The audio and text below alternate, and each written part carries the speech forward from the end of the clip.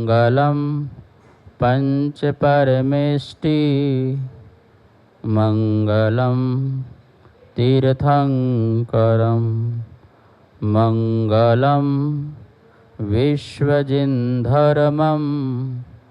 मङ्गलं वीरशासनं मङ्गलं वीरशासनं वन्दितु सव्यसिद्धे ध्रुवमचलमणोभवं गतिं पते वोक्षामि समयपाहुड मृणमो सुध केवली भड़िदम। समय सार परम मांगलिक ग्रंथ है। आचार्य कुंद इस पंचम काल में एक महान संत आत्मा पैदा हुए हैं। ईसा पूर्व प्रथम शताब्दी में, जिन्होंने आध्यात्मिक क्षेत्र में बहुत क्रांति मचाई। ऐसी बातें जगत को बताई कि सारा जगत ही इस बात को स्वीकार करने में राजी होगा कि ये बात सत्य है कि मैं कौन हूँ। यद्यपि कुंद आचार्य से प्रस्तोता हैं, प्रस्तुति करने वाले हैं, समस्त वाणी तो भगवान महावीर स्वामी की है और उनकी वाणी को प्राकृत भाषा में 415 गाथाओं में गुथा गया है। आध्यात्मिक शैली है, यह आप जानते हैं। अजीब अधिकार चल रहा है। 40 तक की गाथा आपने सुन ली थी और 41 नंबर की गाथा जो है आज यहाँ पर पढ़ते हैं। कम्मस्सुदयं जीवम अवरेकं मानुभाग में छन्ति तिव्वत्तण मंदत्तण गोड़ेहिम जोसो हवदी जीवो।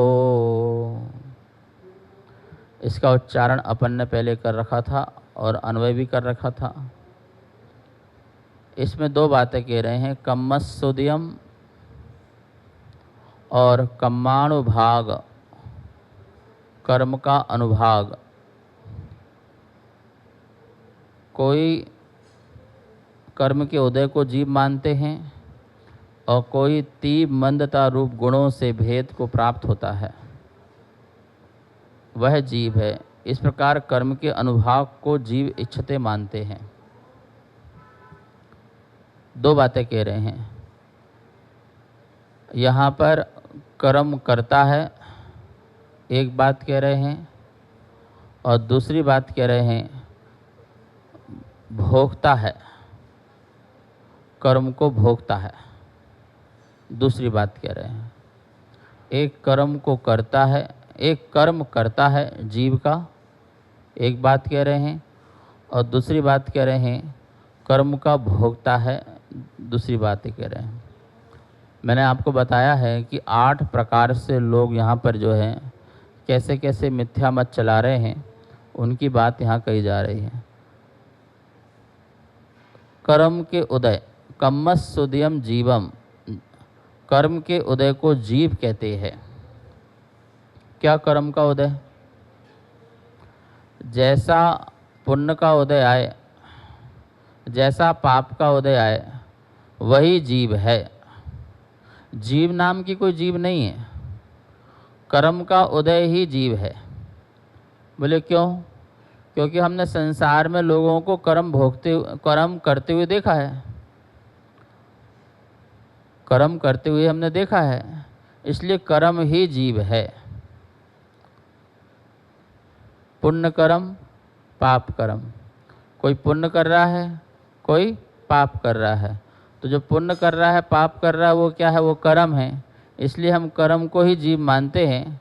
हम क्यों आपको जीव माने, आत्मा को जीव क्यों माने? क्योंकि अनादि से हम यही देख रहे हैं। जब अधिक राग होता है, अधिक राग होता है, तो उसे जो है पाप कह सकते हैं, अशुभ राग। और द्वेष होता है तो वो पाप है, मंद राग होता है तो वो पुण्य है। ऐसे पुण्य और पाप के परिणाम को करते हुए हमने देखा है, इसलिए ऐसा पुण्य पाप का परिणाम कर्म का परिणाम है, अतः हम कर्म को ही आत्मा मानते हैं। कर्म ही करता है। आप लोग बोलते भी है ना, हमें रुलाता कौन है? कर्म। हमें हंसाता कौन है? कर्म। हमें एक गति से दूसरी गति कौन ले जाता है? बोले कर्म। चारों गतियों में भ्रमण कौन कराता है? बोले कर्म।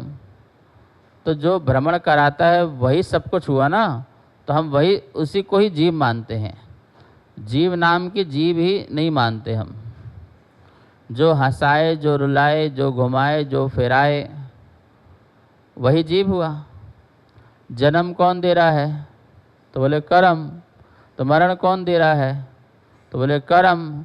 तो जो जन्म भी दे, जो मरण भी दे, वो कर्म है। तो कर्म ही मेरा कर्ता हो गया ना। दो बात ध्यान रखो, एक बोलते हैं ईश्वर हमारा करता है, और एक बोल रहा है कर्म हमारा करता है। तो फिर हमारा कर्म ही करता है तो कर्म ही जीव हो गया, और ईश्वर ही करता है तो ईश्वर ही मेरा जीव हो गया, मैं ईश्वर से अलग नहीं हुआ। ठीक है ना। तो संसार में ईश्वर करता है ऐसे मानने वाले लोग भी बहुत हैं। बनाने वाला है भगवान, मिटाने वाला है भगवान, ऐसे लोग भी मानने वाले हैं। इसलिए वो भगवान को मनाने में लगे हुए हैं।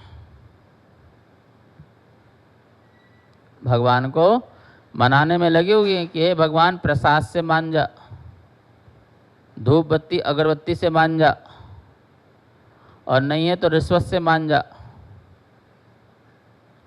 तेरी गुल्लक रखी है बाहर, बोल तुझे दिखा कितना डालूं, कितने में मानेगा? 100 रुपये में, 1000 रुपये में, 1 लाख में, 1 करोड़ में, किस में मानेगा?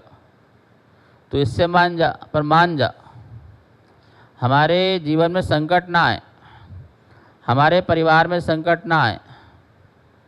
देखते नहीं हो मनाने के चक्कर में लोग दंडवत नमन करते हुए जाते हैं। पूरे अपने गांव से निकलेंगे और उस मंदिर तक जहां जाना है, तीर्थ तक, लेटते हुए उठते हैं, लेटते हैं, उठते हैं, लेटते हैं। कुछ तो उठते भी नहीं हैं, खिसकते खिसकते जाते हैं, लौटते पुटते ही जाते हैं।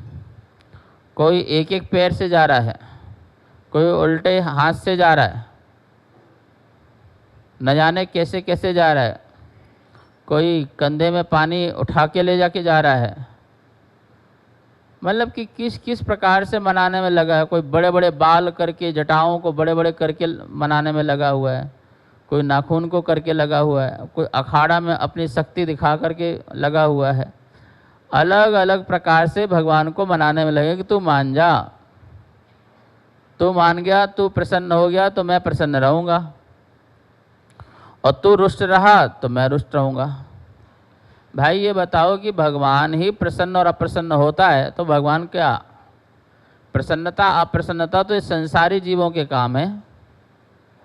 क्षणे रुष्टा क्षणे तुष्टा, क्षण में रुष्ट हो जाना और क्षण में तुष्ट होना, संतुष्ट हो जाना। क्षण में चेहरे में प्रसन्नता लाना और क्षण में ही अप्रसन्नता लाना, ये किसका काम है? ये तो संसारी प्राणी का काम है, भगवान का काम तो नहीं है। और भगवान भी करे तो फिर हम में उनमें अंतर क्या है? तो तेरा भगवान तो ऐसा है कि प्रसाद चढ़ाने से खुश हो जाता है और प्रसाद न चढ़ाओ तो दुखी हो जाता है। आज आया तो खुश और कल नहीं आया तो दुखी। तेरा भगवान तो ऐसा है। तो ये ईश्वरवादी जो लोग होते हैं वो ईश्वर पर ही सभी जीवों की बागडोर हाथ पे रख देते हैं। मतलब कि संसार में जितने भी जीव हैं वो पतंग की भांति हैं, और सबकी डोर किसके पास है? एक परमात्मा के पास है। अब वो उड़ाने वाला है, तो सीधा सा कॉन्सेप्ट है, जब उड़ाने वाला ही वही है तो फिर मुझे करना क्या है? यदि मैं किसी की हिंसा कर रहा हूँ तो मैं तो नहीं कर रहा हूँ, तू ही करा रहा है, मैं तो करने वाला बिल्कुल भी नहीं हूँ। अच्छे काम में तू हक अपना मान ले और बुरे काम में मेरा हक डाल दे, ये बात तो समझ में नहीं आती है कि जो अच्छा कर रहा है वो मैं करवा रहा हूँ, बुरा जो कर रहा है वो तू कर रहा है। भाई फिर मैं किसी को गाली दूँ, गोली मारूँ, मेरा इसमें क्या हर्जाना? हे प्रभु, तूने मुझे भेजा, मैंने ऐसा काम कर दिया। समझे नहीं समझे?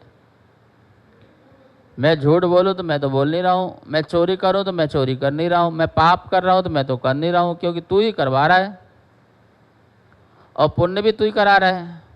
तो ऐसा ईश्वरवादी, ईश्वर को ही कर्ता मानने वाले, ईश्वर को कर्ता मानने वाले, बोलने वाले, वो ऐसा मानते हैं। इसलिए संसार में सभी लोग ईश्वर को मनाने में लगे हुए हैं, तरह तरह की विधियों से, तरह तरह के उपायों से, कोई यंत्र से, कोई मंत्र से, कोई तंत्र से, किसी भी प्रकार से मांझा वस्तु,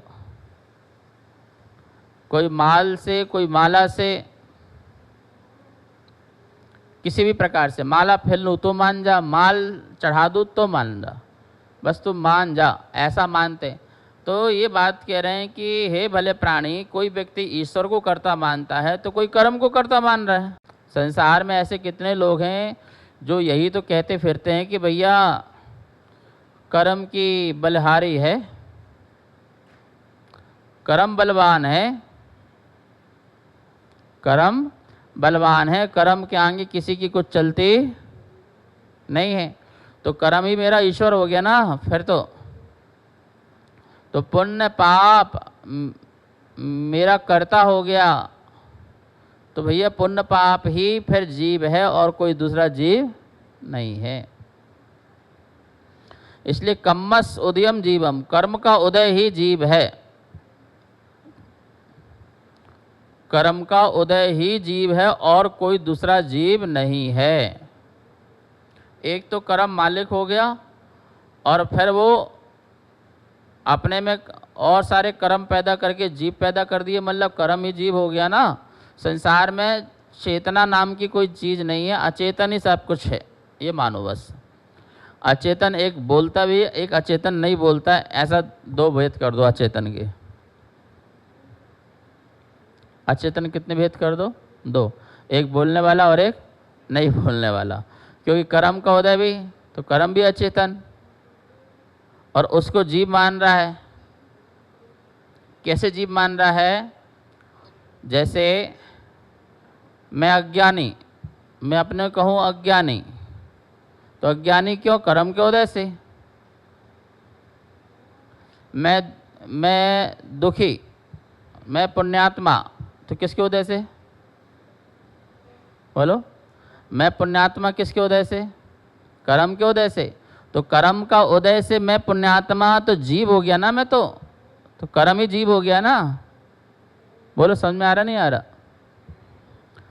मैं पापी किसके उदय से? कर्म के उदय से मैं पापी हूँ, तो कर्म का उदय पापी वो ही जीव हो गया ना, कोई अलग जीव तो नहीं हुआ। फिर तर्क बिल्कुल सही है ना।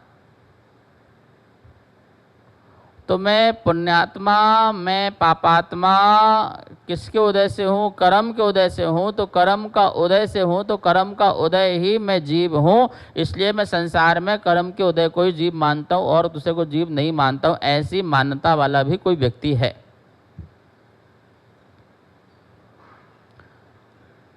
कि संसार में जो कुछ भी हो रहा है वो कर्म के उदय से हो रहा है। ठीक है, एक पक्ष से बिल्कुल हम अनेकांतवाद से हम एक पक्ष से स्वीकार करते हैं कि ये बात भी सत्य है, कर्म के उदय से हो रहा है।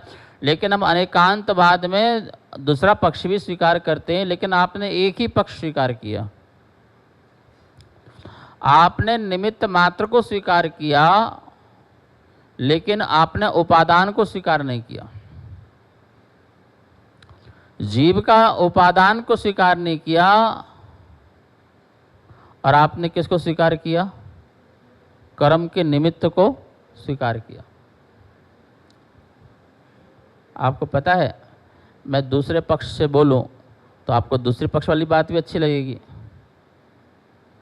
अब बताओ, धर्म शरीर करता है कि आत्मा करती है?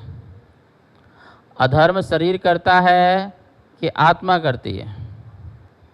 शरीर करती है धर्म कि आत्मा धर्म करती है? अब आप कंफ्यूज में हैं। शरीर तो जड़ है, आत्मा चेतन है, तो धर्मात्मा कौन है? चेतन है कि शरीर है?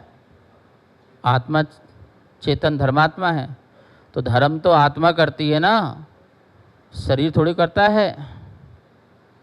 शरीर तो जड़ है, लेकिन तू शरीर के धर्म को ही धर्म मान रहा है ना, इसलिए कर्म का उदय ही तेरे लिए जीव है।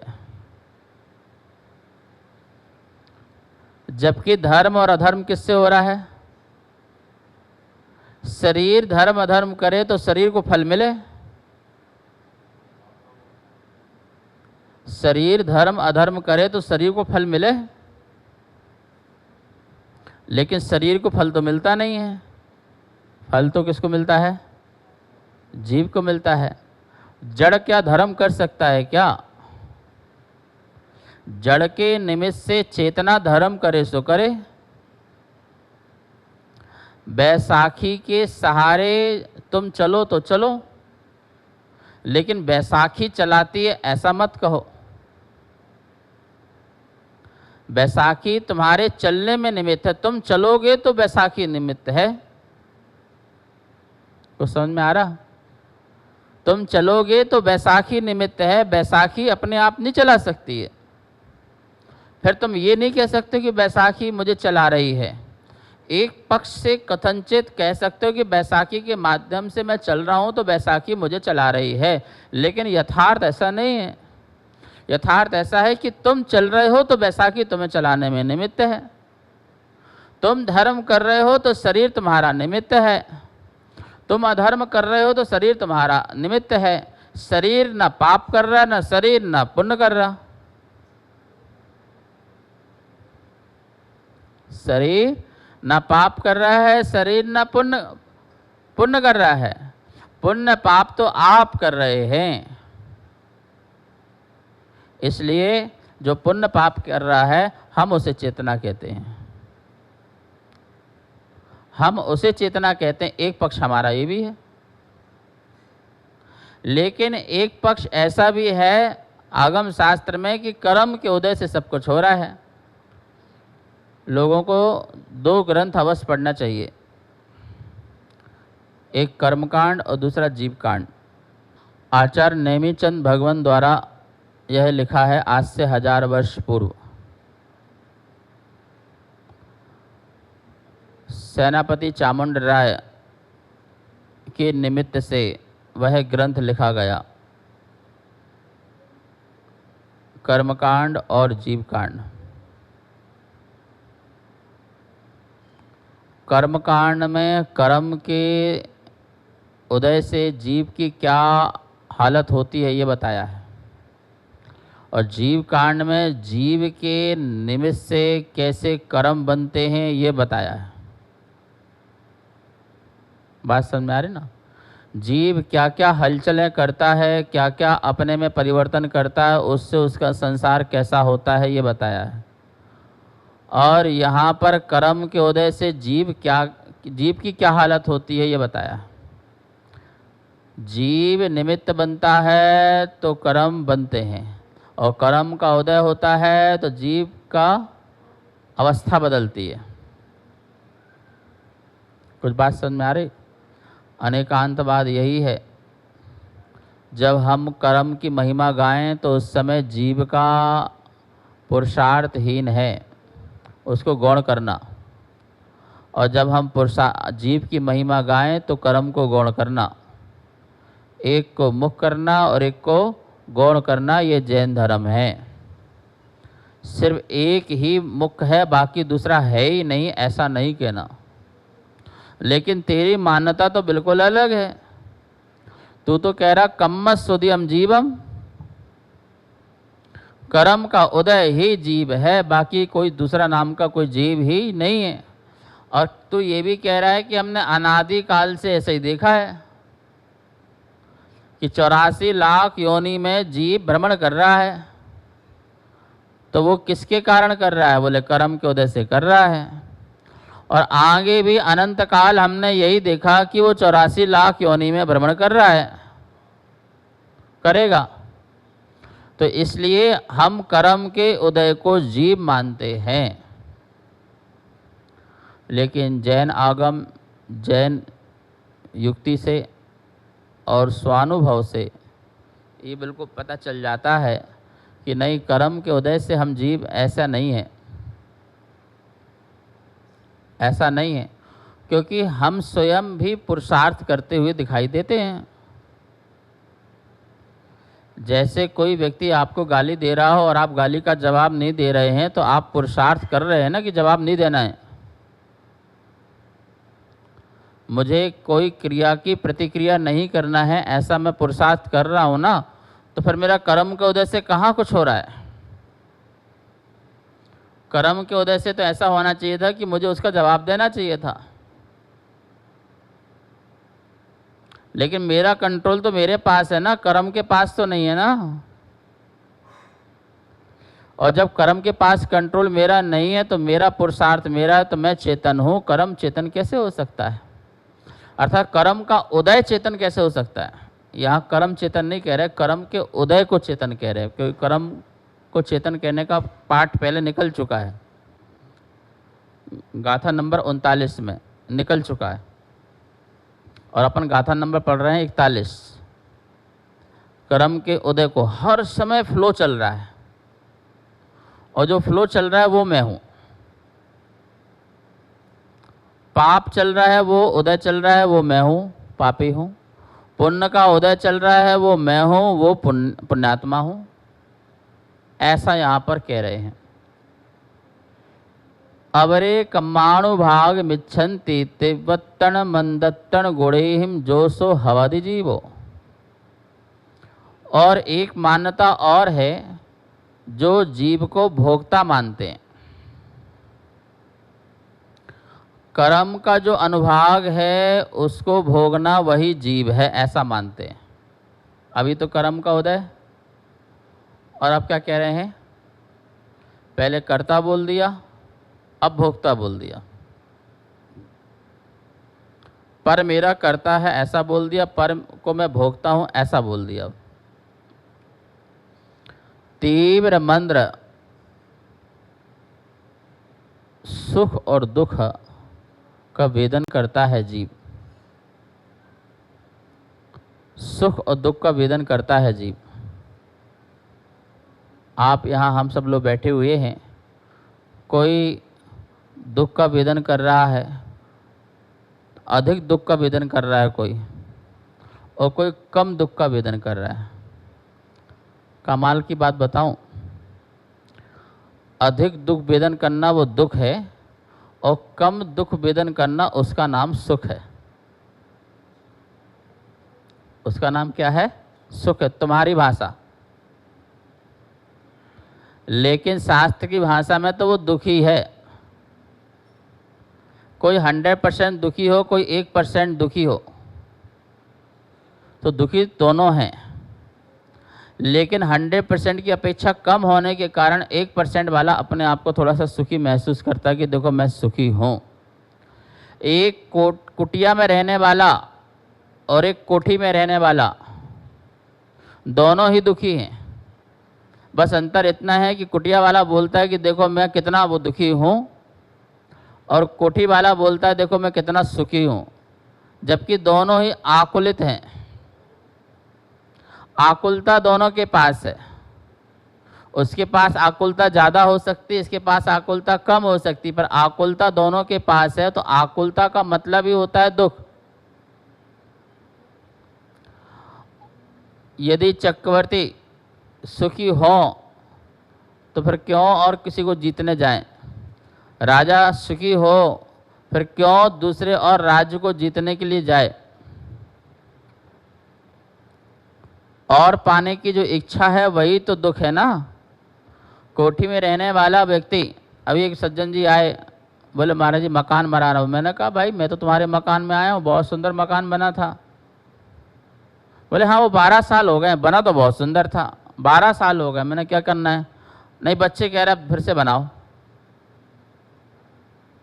फिर से बनाओ मतलब अब पूरा तोड़ दोगे? हाँ पूरा तोड़ देंगे। पूरा बनाओगे? हमने कहा यहाँ तो लोगों रहने को कुटिया नहीं मिल रही, झोपड़ी नहीं मिल रही, और तुम इतना आलीशान मकान जिसको मैं देख के आया हूँ, अब मुझे नहीं लगता कि 100 साल तक उस मकान को कुछ करना पड़ेगा। बोले नहीं नहीं नहीं, वो 12 साल हो गए। तो मैंने कहा सही बात है, 12 साल में युग परिवर्तन होता है। एक युग का परिवर्तन कितने साल में होता है? 12 साल में होता है। देखा नहीं महामस्तक इसे कब होता है? 12 साल में। महाकुंभ 12 साल में, सब 12-12 साल में होते हैं ना। इसलिए महावीर स्वामी ने 12 साल साधना करी, एक युग परिवर्तन करके केवल ज्ञान प्राप्त किया। तो एक युग परिवर्तन होता है 12 साल में। मैंने कहा ठीक है तुम्हारा भी युग परिवर्तन हो रहा है, बनाओ, बना लो भैया। फिर क्या करोगे? फिर तोड़ोगे? मतलब तुम भी दुखी हो, तुम्हें सारे सुख के साधन मिलने के बाद तुम दुखी हो, इसका मतलब तुम जिसको तुम सुख समझ रहे हो वो सुख नहीं है, वो भी दुख है।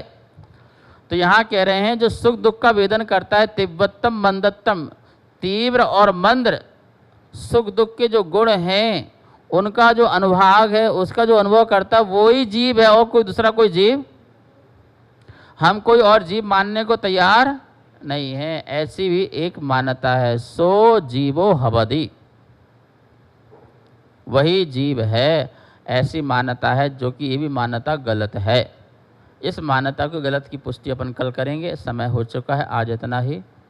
जा वाणी के ज्ञान से सुजे लोकालो, सो वाणी मस्तक धरो सदा दे तो हो धो। हे जनवाणी भारती तो ही जपो दिन रेन, जो तेरी शरणा धरे सो पावे सुख चैन। सबको बहुत बहुत मंगल आशीर्वाद। कार्यक्रम पाठशाला के पुण्यार्जक थे श्री दिगंबर जैन मंदिर, लोधी कॉलोनी, दिल्ली।